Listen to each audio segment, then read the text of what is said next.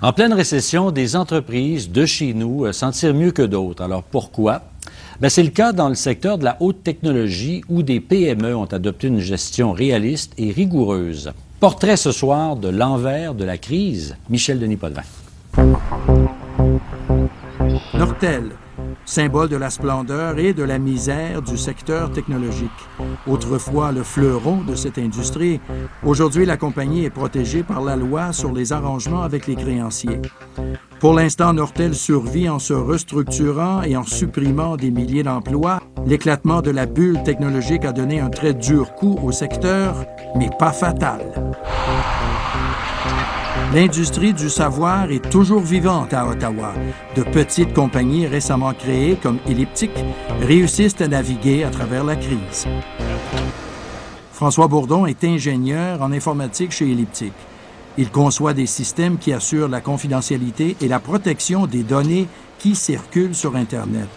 Si cette compagnie de 15 employés réussit en pleine crise, c'est qu'elle ne déroge jamais de son marché cible. Nous, on est une compagnie prudente et puis ce qu'on fait, on a un marché très spécialisé, mais qui a beaucoup d'applications. Donc, on reste dans notre niche spécialisée et puis c'est comme ça qu'on réussit à passer à travers.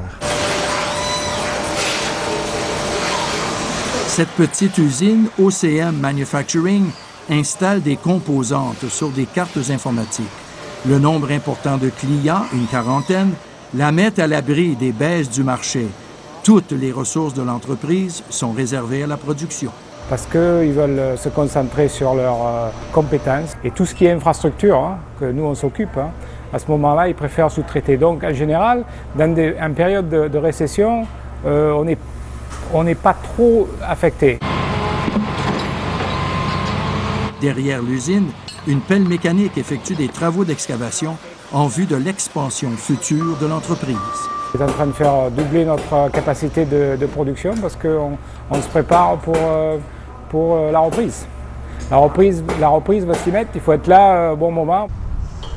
Très souvent, les PME du savoir sont installées dans des édifices modestes. C'est plus facile pour tirer leur épingle du jeu.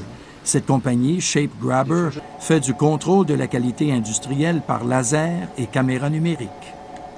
On mesure les pièces surtout dans le but de trouver des défauts puis s'assurer que les pièces sont conformes aux spécifications des fabricants. Alors, nos clients achètent notre équipement pour faire ça dans leurs opérations de contrôle de la qualité. Les équipements de mesure fabriqués par Shape Grabber se vendent de 80 000 à 250 000 $ pièce.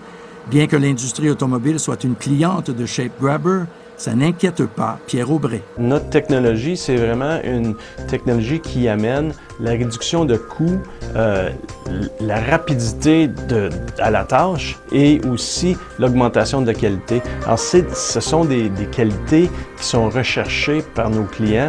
Pour traverser la crise actuelle, les PME technologiques de la région d'Ottawa ont un atout de taille, des partenaires en recherche et développement à portée de main. Quand on parle de la région d'Ottawa, entre autres, une des opportunités qui existent pour les entreprises de plus petite taille, c'est de collaborer soit avec les laboratoires gouvernementaux ou avec les institutions comme les universités ou les collèges. Sauf que la crise n'est pas terminée. Et pour aider les PME à la traverser plus facilement, Exportation et Développement Canada vient de débloquer 1 milliard de dollars en crédit destinés aux entreprises. Cet argent sera le bienvenu, mais ces PME du savoir de la région d'Ottawa ne crient pas encore victoire. Ces PME technologiques tiendront le coup tant et aussi longtemps que les clients leur resteront fidèles. Parce que la crise les touche aussi. Les commandes sont souvent à la dernière minute et les contrats ne valent que pour quelques mois. Michel Denis Potvin, Radio-Canada.